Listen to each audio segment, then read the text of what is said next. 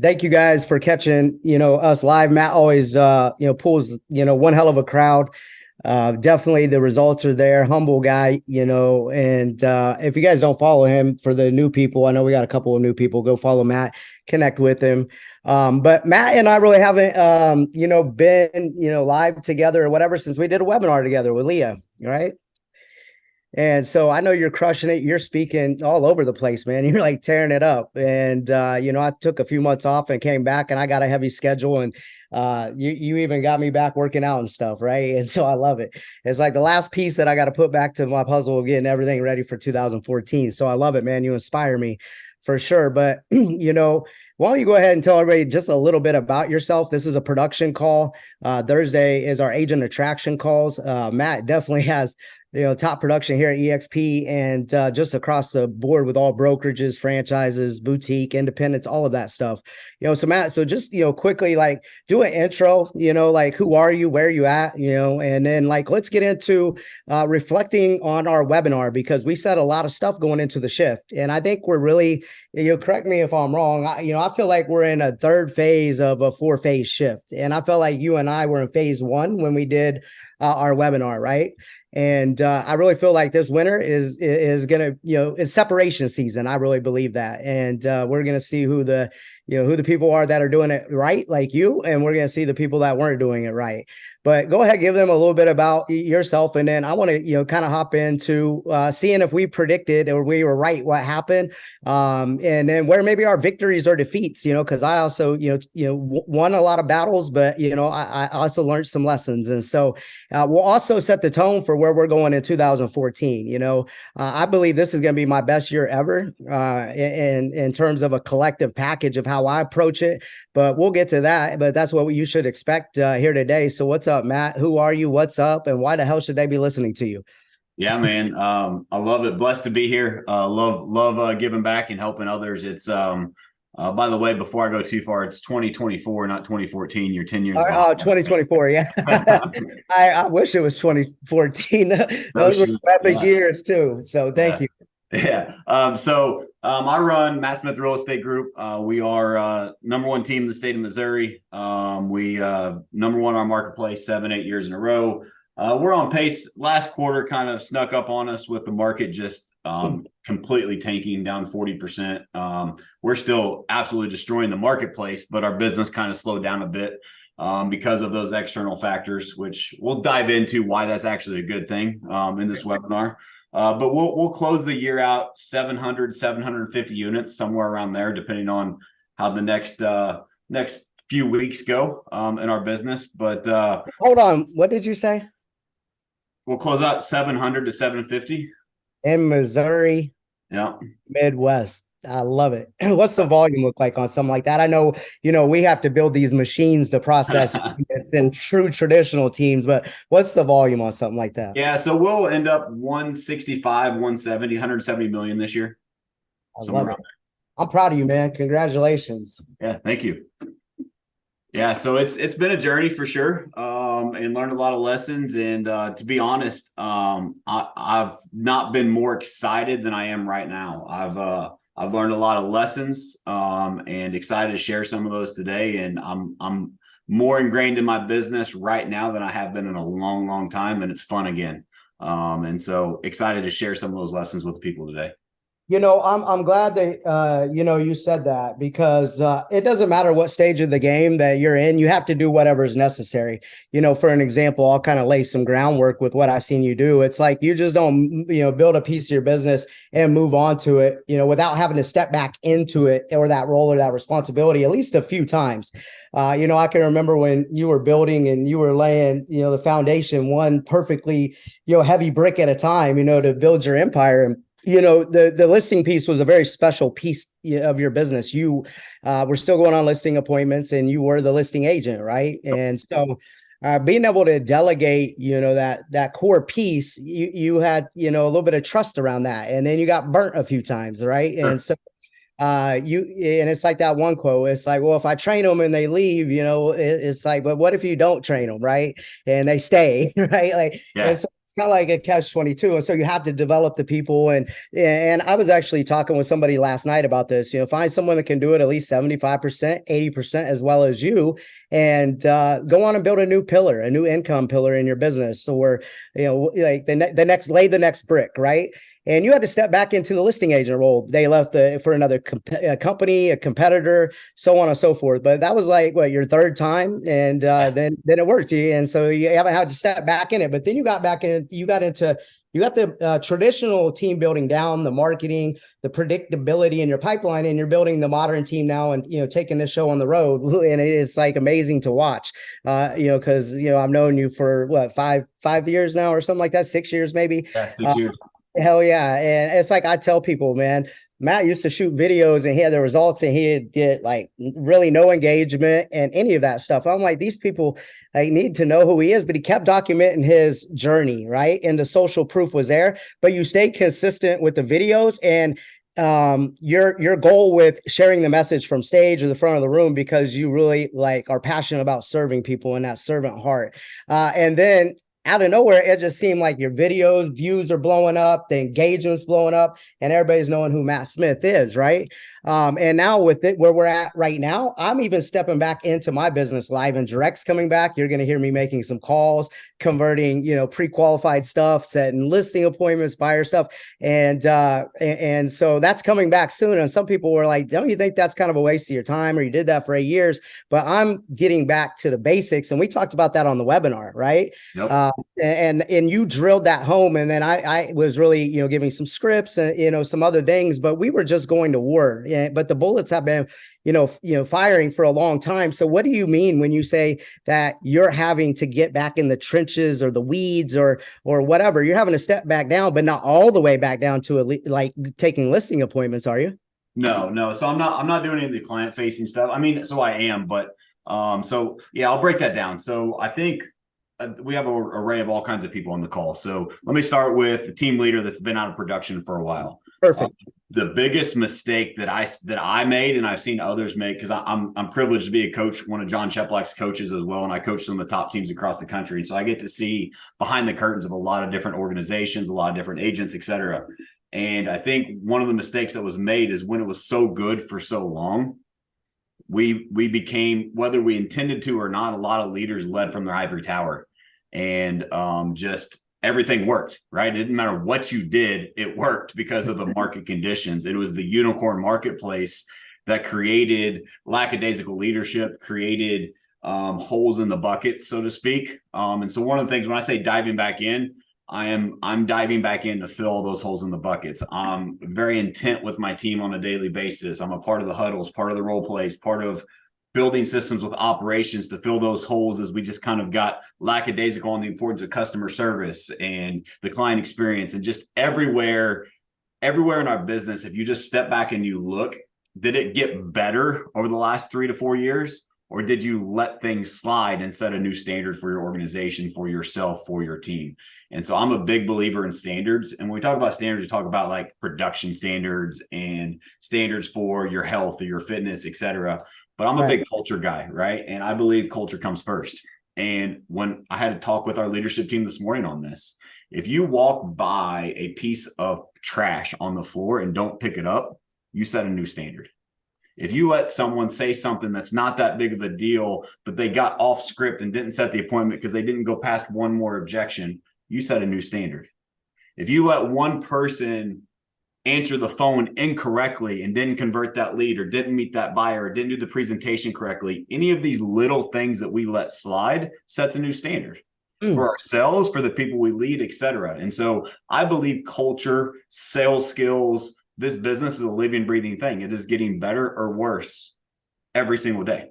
And are we setting the standard to increase the productivity, to increase the culture, to make things better? Or are we letting little things slide because we don't want to have the tough conversations, because we don't want to be held accountable, because we don't want to look in the mirror and say, I need to be responsible for what I know needs to be done?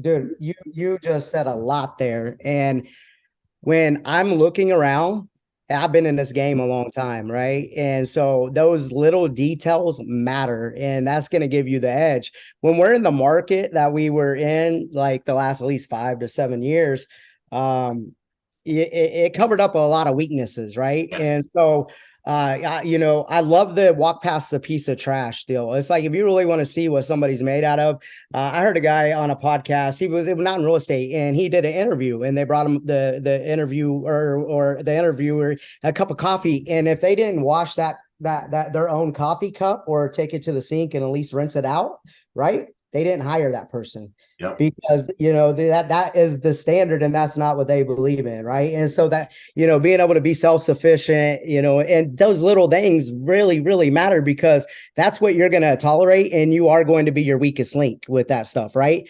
And so the strong have to survive. And Mike says this, and we did it at Select Homes, and it's like I'm talking with my partners, through this, whether you think this is cruel, whether you think it's right or wrong, every year you need to be cutting your bottom 20 to 30% every year. Yes. That's how you're going to mutate into becoming stronger without getting sagged down with the culture, the behaviors of the habit. I want to do that. So yes, 100% totally agree. I would be willing to bet, go back to any team that is growing or even year over year, this year versus last year. Find any team. I want someone to prove me wrong on this. Any team that is steady or grown in the past 12 months, look at their roster. It has changed by at least 50%. Guarantee you. Because the expectations of what the agent needs to do has changed over the last year. And what is easier to do? Is it easier to get in a new human being that is hungry to build the skill, that has the hunger, and you don't have to teach them how to change, or to change someone that has made more money than they ever made in their life? They're used to the business just falling in their lap, and to get them to change their behavior, which one is easier? Now, I'm not saying give up on the agents that refuse to change. It takes time, right? But if you want to stay steady in a market when it's down 30, 40%, you got to have hungry people that have that drive and determination. And you need new people that are raising the standards and the expectation of your organization. Now, let's say you don't have a team and you don't have agents and you don't like the word recruiting. What about your own standards? What about your own expectations? What about your own work ethic? Are you removing the 20% of shit that doesn't serve you to replace it with another 20% of stuff of who you want to be? Like, you can relate this to anyone. What is your standards in your life? And if you think Adam says he's getting back on his health and fitness journey, if you think you're not on health, if you let your standards slip on your health and your fitness, does it affect your business? Absolutely, it does. If you're on point with your health and fitness, does it improve your business? Yes. Everything in life is intertwined. People say work-life balance. There is no balance. It is one life. Find your rhythm. Get rid of the balance. Try to make a balanced equation. It does not exist. Find the rhythm that works for you and live life on purpose because you have standards and you are disciplined. You want freedom? We get in this business for freedom. Discipline is the key to freedom. Well, you sir, definitely inspire me, but you need running mates, right? Yes. There's been times where I've inspired you. I can remember when we did a team huddle with your team or whatever in Dallas. I can't remember what we were down there for, and we did a dinner with your group, and that was when I had quit drinking. I don't know where I'm coming up on 2 years in January, but I was next to you, and where you're drinking still, but you're doing the hard 75, and it's not like you drink, but like that. And I said, Matt, we're gonna need the best version of you, and it's like, I know this is coming, and we're like here, it's in phase 1, but it's gonna get worse. And that's all I said to him. I said, think about it or whatever. He got back and he quit drinking. He might have had a few drinks since then, but I seen him a year later. No, yeah. So you ain't drank at all then. So that one conversation, but he seen me do it. And then I've inspired a bunch of other people in other lines or in my business where they quit drinking as well. And it wasn't because I asked them or told them, they seen me do it. So I had to discipline myself and master myself before I could go really help other people with that. So then, we'll just say 10 months into this year, some personal stuff. I ain't been in the gym in 10 months. Right. And then I'm looking around getting ramped back up and I wasn't feeling 100%. And I was like, I had to get back in the gym because I started thinking it's like, if I start having health problems or even mental health issues, not all the other problems don't matter because you really have one problem at that time because it affects everything else. It's like the domino effect. And that standard has to be set when we're going into or in like knee deep in what we are right now. And so being like going back to that leadership role, that is important. People will say, "Oh, I feel bad for me," or "You must be struggling," or whatever. Like peer pressure has got to get to you. No, it doesn't. I made a commitment and I quit cold turkey. No 12 step, no bullshit. I made a commitment just like that. And I look at people, I said, you know what? If you're in business with me, and it's like if I was in business with somebody like that and I knew exactly what was going on and they made that decision, those are the type of people I want to be in business with because they're disciplined mentally and it's going to show up physically and then it's going to translate to the rest of their organization and in their personal life. Yep. So I love that. So you drank it all, right? And then so I kind of inspired you there, and then you inspired me. So you need these running mates because we all fall out of what got us here. Like it's like the people, when you see agents hammering the phone, do whatever, make a lot of money, then they go broke because they quit doing the behaviors that got them there. Dude, And people go ahead. That lighthouse deal, I feel like that's where I was because I'm used to being a worker, come like for whatever. And when you start making the type of money that we're making and doing what we're doing, it creates complacency with us. And I'm not a complacent person. And so I had to apply a pressure on myself again. And I had to create new pain and recycle that pain like I did back in the days and not look around and be like, oh, it's okay. Cause it's like my income could go down. It's fine. But it's like, no, my people are counting on me to keep blazing that fucking trail. And that's what I love about you. And it's like, I'm not pushing donkeys up a hill. We got lions chasing us down the hill, and you're one of them lions. I love it, man. So I'm a quotes guy. That reminds me of a quote. People stop doing what works because it works. Think about what got you successful in real estate. Think about the behaviors, the mindset, the activity. You stopped doing it once you got some success. You either rode the roller coaster month over month, or you rode the roller coaster of the pandemic unicorn marketplace we came out of. And now you're like, I don't know what to do now. Like business is down. Well, I know people that are having their best year ever. I know people that are having the best months ever. I know people that are doing things amazing because they realize it's the behaviors and activities that are in their control. They're controlling the controllables. So one of the things that I think is very crucial, we kind of alluded to this earlier, is whenever the market changes, whenever things change externally, and there's a lot of things out of our control that we can't control. I get it. I'm not discounting that. But what about the things you can control? If you're going to focus on the things you can't control, you got a life of stress, of chaos, and of things that you can't do shit about. Instead, look internally and say, what can I control? What can I do about it? And I think what we're going to realize, and we already are, but it's going to get worse before it gets better, is we're going to realize who was standing out in the ocean and the tide went out and they didn't have any pants on. I like that. That's what we're going to find, is because skinny dipping. Skinny dipping. That's right. There are going to be people that are like that with the fake entrepreneur, or they had a lease on this car to make them look better, or whatever it is that they were just playing business. Guess what? This ain't a game. This is real life. And there's people like Adam, there's people like me, there's people like the people that are in this call, in this network, that take this shit seriously. And you better get the hell out of the way because we're doing big shit, right? But like as an example, I told my team 12 months ago, I said, this is what's coming. I said, if the market is down, I said 25%. So I was off 5. We're like 30% year over year. So if the market changes 25%, what do you do now? Start doing it today because it's coming. Like we have to make those changes. And whenever you start thinking ahead and you start being around the right people in alignment that are doing big things, and you're in that proximity of the people that are actually doing the work and getting the results, it makes it way easier to realize that success is possible. There's enough victims in today's society, right? We need people that are actually doing the work. We talked about being back to the basics. Back to the fundamentals. Fundamentals win championships. The basics, the basics, the basics. Well, here's the thing about the basics is they never stopped working. We just stopped working them. The fundamentals and the basics of this business, the basics of sales, the basics of relationships have never not worked.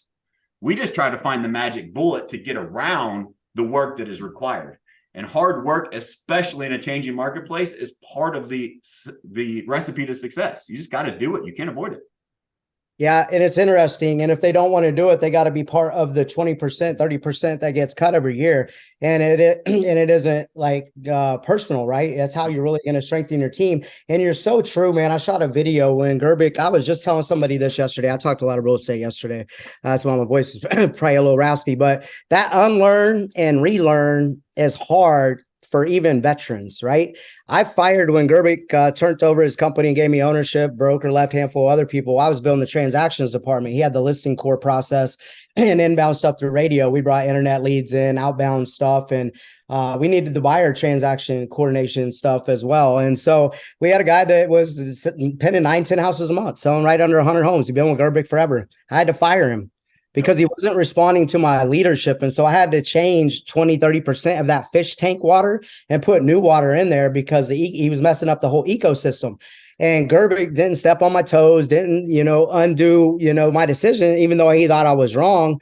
However, I had to build my own culture. And so I said, I'd rather take someone that don't have no experience, but they're a hard-working, coachable person, right? And so it's like, then they will get there, right? But they're going to follow. I don't think you can be a good number one if you're not a good number 2, 3, 4, 5, 6, 7, 8 in the organization, right? And so you are all leaders, right? And so it's like and it's by the behaviors and the standards with whatever the mission statement, brand promise to the consumer. You talked a little bit about that. But I had to learn that the hard way, and people thought I was crazy. But it's like I'm never going to change them, right? And it's like they're never going to respect me, and and things like that. And so if you have people that are resentful, or it's like but they're holding your business hostage because you're like they move units and volume. And what you'll figure out is it's the systems and it's the leadership, right? And just plug and play. That's why I love Stephen Myers, like, and you know him, right? Yep. He reminds me of Peyton Manning that went and picked up a bunch of, no disrespect to the people on our team there, but a lot of young, inexperienced people off the playground, and he's going to the Super Bowl. You know what I mean? Like, it's crazy to see, right? But he is an operator. He shows up every day. He's present. He's making tough decisions. He's detaching the emotional piece to it. And he's making right decisions for the collective good, not just top producers that placate, to that group. And most people can't let their top producers go. And I've had to do that a handful of times. And I promise you, it sets the standard in a shockwave through your whole team. And I've done it multiple times. And they step up. That's right. What message does it send when you let go of the top producer of your team? And the message you give to your team is that we are all about, like, you don't talk shit about the people that exit, right? We wish everyone the best and hope they do well. Right. The message is that we take culture first so serious that we let go of the person that, in my case, just sold 100 houses this year because they were no longer in alignment with the vision of where we are going collectively. They sold 100 houses in our organization, and I made the decision you were in 1 year, in our first year. Yes. That's crazy. But that's how much culture means to me and how much I protect the environment first. And because of that, we continue to grow and thrive. And people are begging to join our company, knocking at the door because they want to be a part of something bigger than just real estate. And you are getting on the road speaking. Like, I invited you down to Dallas. We're doing stuff down there. You're just getting back. You got to go back for Cheplack stuff. And when you're gone, you need peer-to-peer accountability. Yes. And that's really where greatness starts, not from Matt down and firing people, whatever. It's really getting commitment through and through. Like the 2, 3, and 4s are number ones. Like I'm a good number one, but I had to be a good number 2 to get there. And at one point in time, I was a 5 and 6, right? And so I had to practice holding other people accountable when nobody's looking, or the boss or the manager. And it's like, oh, you're just like a teacher's pet, or oh, you're just kissing ass. No, we're trying to build an empire and do great things together, right? And you can't do epic stuff when people are have basic ass behaviors when they know better. And so that's what I love about you. You actually have a zero tolerance for that. And early on, I was watching you do it when I was like, man, I don't know if he should have fired that trigger yet. You know what I mean? But it's like when I look at the people around you, and I went and spoke at your all or nothing event, and I was sitting at that table. It's like I use Steve, and I tell Steven about the Peyton Manning with the kids going to Super Bowl, and that's what it is. Look at the roster and experience. You remind me and your team of like the Chicago Bulls, like back-to-back championships, but you've always been there. Now you're building this modern team, and you're blowing up, and you're on high demand with coaching, speaking. And so when you're not around, You have to trust that there's peer-to-peer accountability through, we picked it up through the 5 dysfunctions of a team. So go get that book as well. 100%. Man, there's so much that I could relate to that, but I want to give the people something practical today. Before I go into a practical piece that I think will really relate to anyone that wants to dominate the next year coming up. I think this proximity message that we just delivered, if say you're a single agent or you got a small team, you're like, that doesn't really relate to me. Forget the word team, and who are you surrounding yourself with? What are the thoughts that you have in your head? Are they serving you or are they keeping you down? If you had to choose, you were forced to choose, they're a propeller to my life or they're an anchor, which one are they? There's no middle. You're either helping me get better, you're holding me down, holding me back. I'm trying to find more propellers and get rid of the anchors in all aspects of my life, and I recommend you do the same. If you do that, you'll look back and realize, holy shit, how did I get this far? But let's go practical. So one of the things that I was speaking at FubCon, and as we were prepping for it, I was on a panel. What does that mean to the people? What's FubCon? Follow Up Boss. It's their annual event. It's their biggest event of the year. CRM type of thing. Yep. Yeah. Just the biggest CRM in real estate. Yeah.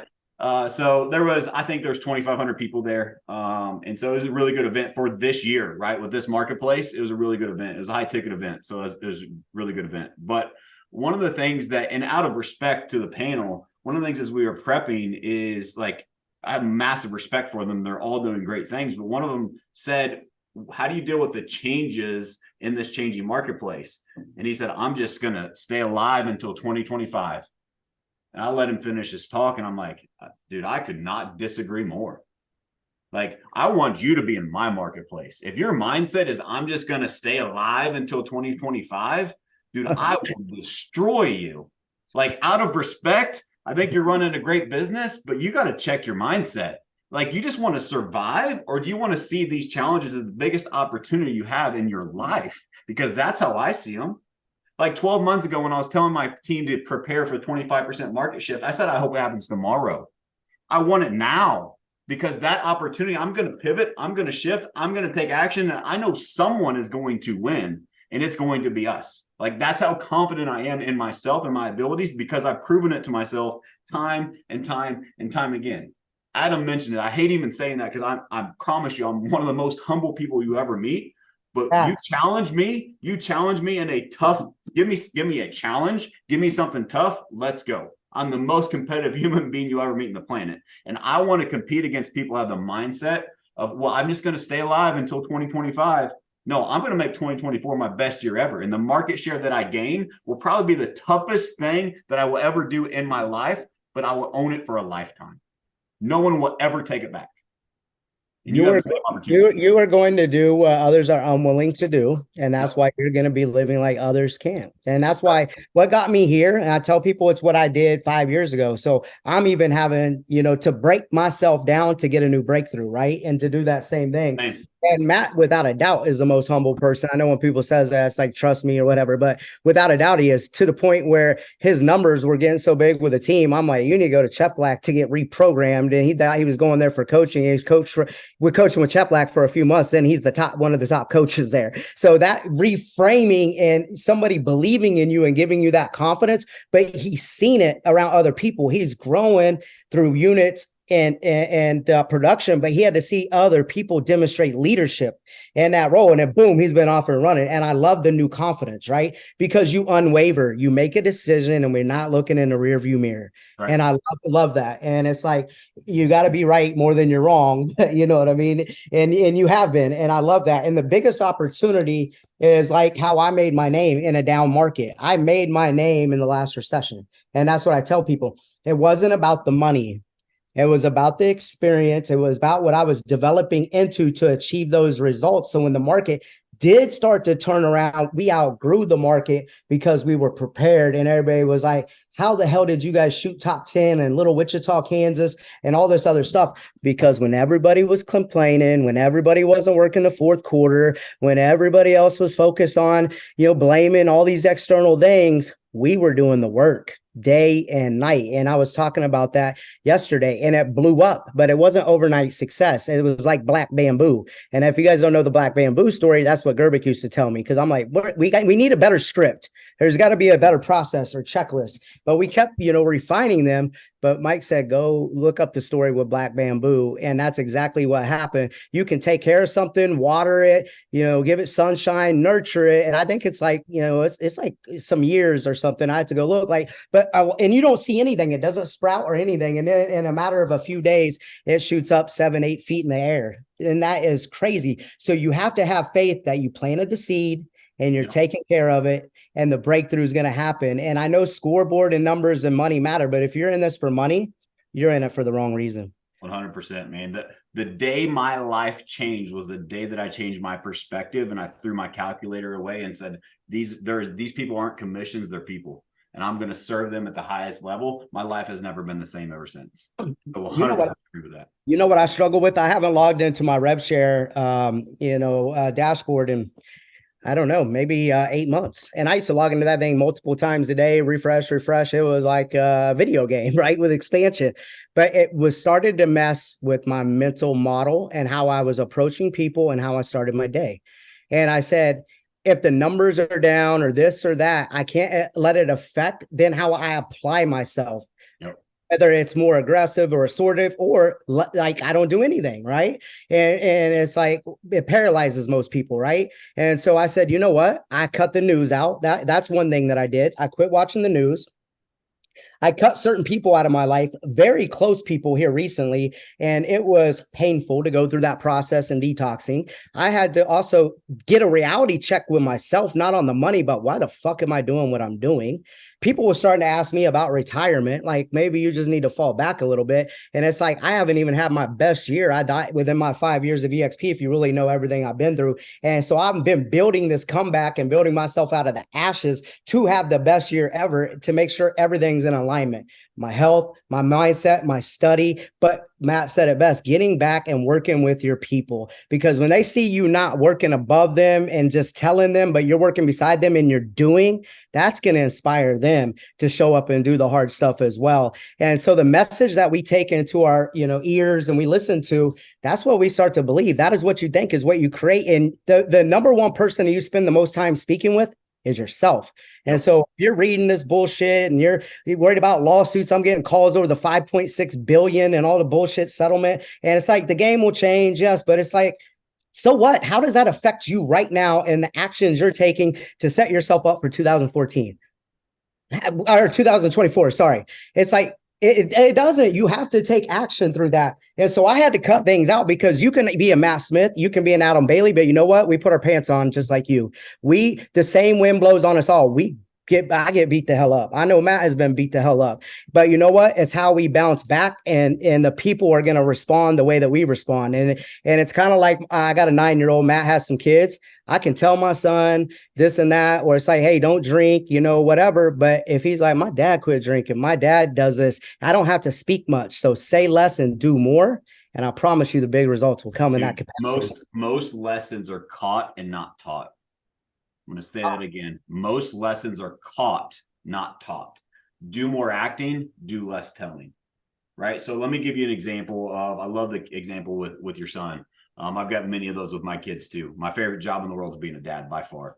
But I was recently at a 2-day business planning offsite to plan for 2024. It was last week with my leadership team.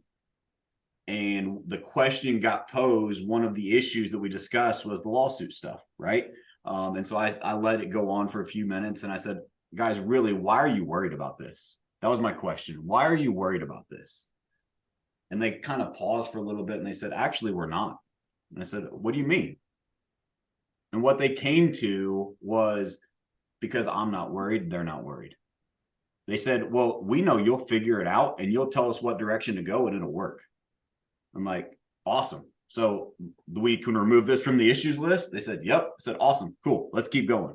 But something as big as the whole landscape of real estate, the game will probably change, but they're not fucking worried about it, because they don't know how it's going to change, what we're going to do. And they trust me in my vision and the leadership that I bring, that we're going to figure it out. I think that's a huge lesson for being around the right people. But pause right there. The game changes every 3 to 5 years. I'm in my 14th year or whatever it is, and I've been through three, I think, major changes. When I first got in the game, IDX feeds were just coming out. Yeah. You know what I mean? And even with ISA stuff, we didn't have lead coordinators and these different roles that need to track data because of the other algorithms in like a Op City or, Ideal Agent or what all these other places that we got to play in their system, let alone getting my agents or even ISAs to update one system, right? And so the game keeps changing, but do you adapt to the game? Mike gave a few of our agents that were veterans that were complaining when things were changing, and then they're like, why Adam and all this stuff? Because I was studying, I was watching videos, I'm reading books, and I'm applying myself. I'm listening to recorded calls of me prospecting all day when I was selling, and I was reviewing my behaviors to see how I could get better, like the athlete. I know Cheplack says that, or whatever, but this is how you're gonna pick up market share, because the weak will fall out.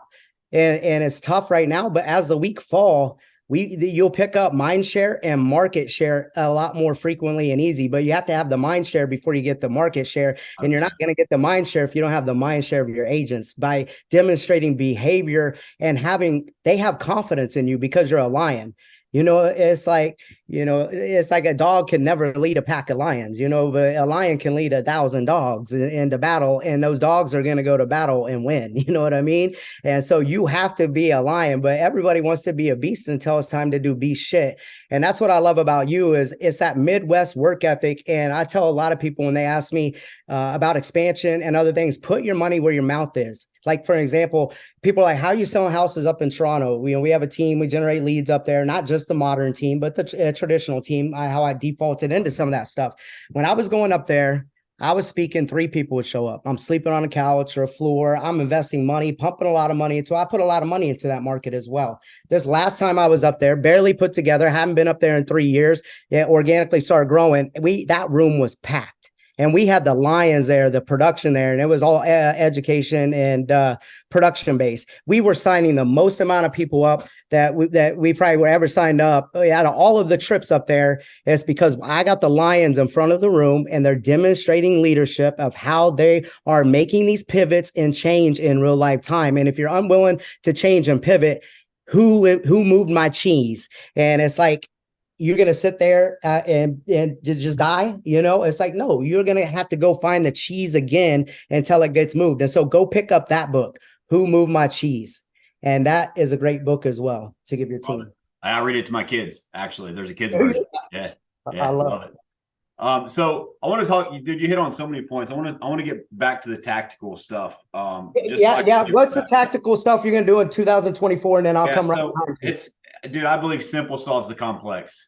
I could give you this big ass math equation and you do all these things and then you hold your tongue just right and then that thing will happen. Like I could create all that, but it puts people in overwhelm. They're scared and they don't take action. Right. Action wins. And so I believe there's one key to success in 2024, and that is delayed gratification.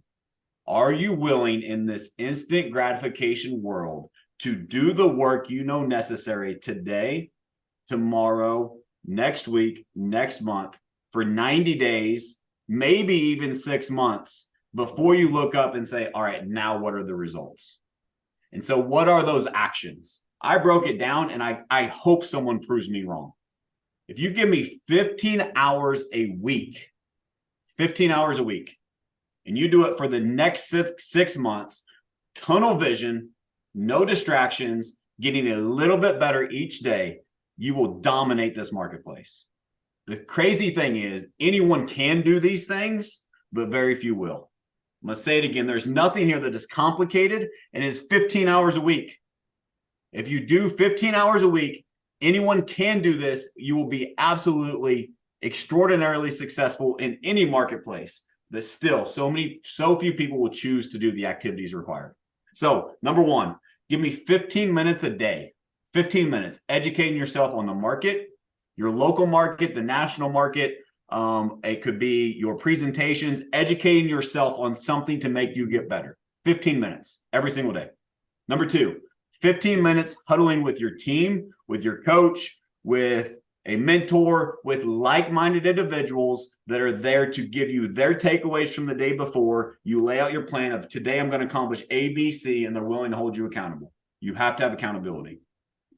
Number 3, 30 minutes of role play. I believe this is crucial, and this is where most agents go wrong. Well, Matt, I didn't have to back in 2021. I didn't have to role play. No, you didn't. But if you don't practice, if you don't take time to practice off of the field, you're practicing on the clients, and they deserve better. I think sometimes we lose fact and we lose sight of we are privileged in this industry to help people with the biggest purchase or sale of their life. They're not just a paycheck. This is a big decision for them. And if we do not think it's important enough that we practice our scripts, our dialogues, watch our own game film for 30 minutes a day, we're going to practice on our clients, and they deserve better. 30 minutes of role play a day. 1 hour of prospecting. Prospecting, by my definition, is new business. People I have not spoke with that have not told me they wanted to buy or sell real estate. 1 hour a day. And then you give me 1 hour a day of follow-up. And I think this is the most crucial. The fortune's in the follow-up. We have heard it time and time and time again. But guess what? When you tell an agent to follow up, they don't know what the hell you mean because you didn't have to do it for the last 5 years. It is no longer a normal part of your real estate business. But if you follow up like a madman or a madwoman, you have a great script, which I'll share with Adam so we can share with everybody that's on the call today. It's the best follow-up script on the planet with value you can provide to the relationship with a great closing question, because your follow-up should be moving the needle forward in the transaction so you can get face-to-face for an appointment. Too many agents don't follow up because they don't know what to say. So I solved that equation too. But the fortune's in the follow-up. If you don't follow up for an hour a day, all those people that told you they wanted to buy or sell real estate are falling through the cracks. As an example, if I told you I could give you 100 brand new leads today, or I could give you 20 leads that came in a year ago that are back on the site and they've been in my marketing machine for a year, which ones would you want? Give me the 20 all day long. I will sell way more houses, be way more efficient, way more effective, because those people have already went through the buying cycle, through the selling cycle. They've already been marketed to. They already know you, like you, and trust you if you do this business correctly. Because people that focus on the new leads, don't get me wrong, speed to lead is important. But the average the average time a lead comes into it converts is way too long to be focusing all your time just on prospecting. Like if you sold a house to someone that came in as a lead and they bought or sold a home with you in the first 30 days, that's awesome. Congratulations. But you just got lucky. And guess what that means? Because of the law of averages.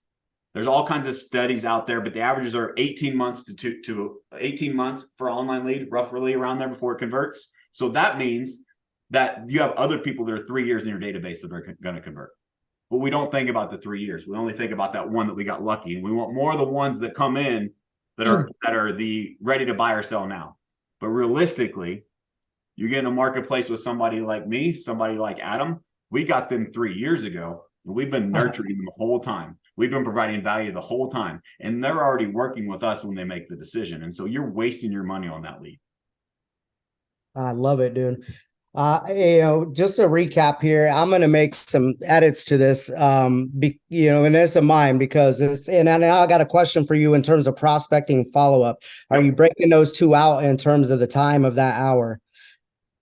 Because I think it needs to be close to at least 2.5 to 3 hours a day if you're going to put new prospecting, new business, new follow-up to those leads, and then lump your follow-up calls in there as well. Are you doing all that? I'm separating them. Okay. What did you want for follow-up? So, because I was saying I would say 3 right now. That's what I was saying before I heard you. That's why. What did you say for follow-up time? 1 hour and 1 hour for prospecting? Yes. Okay. All right. But here's what I mean by 1 hour is you already have your call list. You already know what script you're going to say. You know who you're calling and why you're calling them. You're not spending 30 minutes trying to filter through these leads and looking through the database before you make a phone call. Dude, I love that you said that, because we just assume that, right? You're not reading through the profiles and those 2 hours calling, 5 people or whatever, right? Yeah. You have the list, you have the hit list, auto dialer, hopefully put the headset on and let it rip.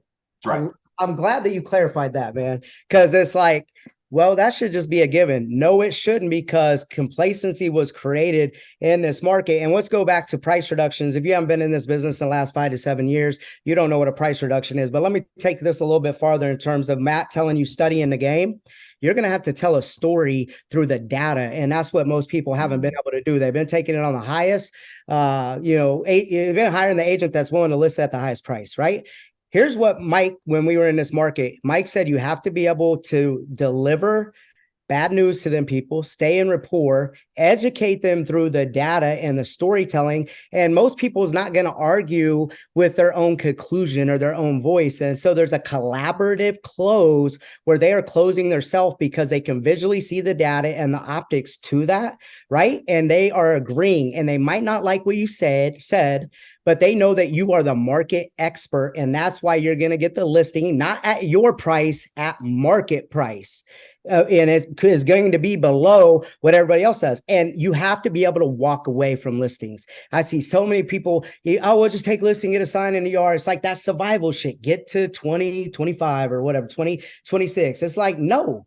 It's like, be willing to walk away from that and tell them why you're walking away from it in a professional manner, and make sure that they fully understand the data, but they like you still, and they won't list with someone else. And then you told them what they were going to experience. Then they experience that. Who are they going to call? The neighborhood market expert, which is you. So that business will come back to you, but you're not going to have to sell them or condition them. They're going to come back and do it down the road or right then and there. And that is why you're going to study for 15 minutes a day. That's why Matt's telling you that. 100%.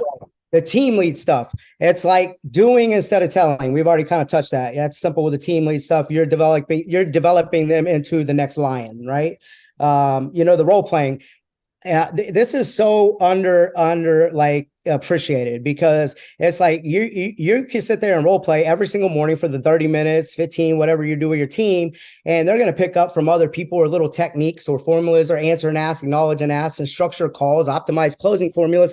And it's like they're practicing on what these leads. Some of these leads are $200-$300, maybe Google PPC leads at 10, 15, $20 a pop, and so being able to do that might sound cheesy, but it was like Richard up in Canada, he was showing me role-playing calls from back in the 80s. I said, you guys role-played back then? I thought this was something new Tom Ferry or Mike Ferry came out with, and it just kind of stuck since then. He's like, no, we've been doing this for a long time, little buddy. And so these fundamentals back to the basics are true. I was born in 82. You know what I mean? It's like late 80s, early 90s, something like that. And so it's like, and he's a great listing agent, right? And so the listing presentation and being able to, be able to deliver bad news, stay in rapport, but still get hired, not at market price, being able to walk away. Dude, I want to dive into that a little further, because it's I'm glad that you expanded upon that. I wrote down one phrase: 2 ears, 1 mouth.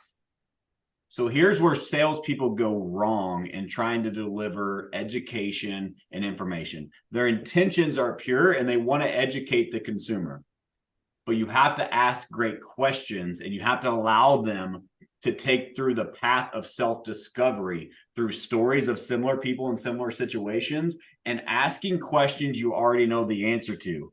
Telling isn't selling. Take them through the path of self-discovery by asking great questions. And once they say it, now they believe it. But you can say it, you can have all the facts, but if you don't tell a story and you don't ask questions, they won't believe you.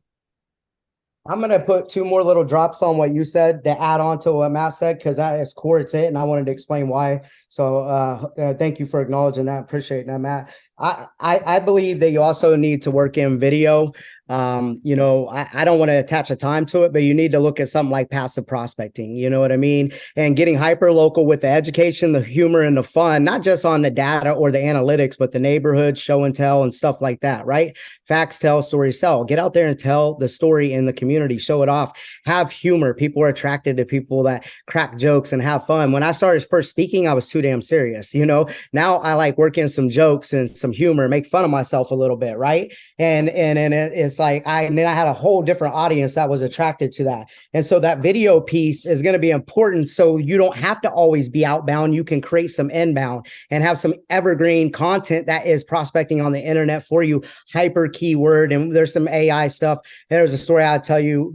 I want to respect Matt's time. We're at the top of the hour, even though we're right here, but I'm going to wrap it up with this. I'm going to let Matt close it out. And it's like, that's all I wanted to add on top of what you were doing, that, the video, and I'm not talking about shooting TikTok videos or another reel or any of that stuff.